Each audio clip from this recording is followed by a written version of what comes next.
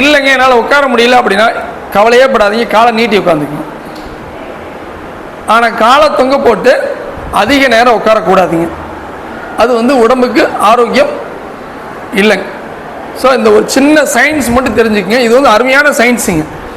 பாருங்கள், எந்த சாமியாராவது காலை அதிக நேரம் தொங்க போட்டு உட்காராங்களான்னு பாருங்கள். ஸோ உடம்பு ஆரோக்கியமாக வச்சுக்கிறதுங்கிறது ரொம்ப ரொம்ப எளிமையான விஷயங்க. ஸோ ஒரு டிப்ஸ் சொல்லி கொடுத்துட்டேங்க. ஸோ அதனால் கூடுமான வரை நீங்கள் சாப்பிடும்போது எப்படி சாப்பிடுங்க, சமணங்கால் போட்டு காலை மடித்து உட்காந்து சாப்பிடுங்க.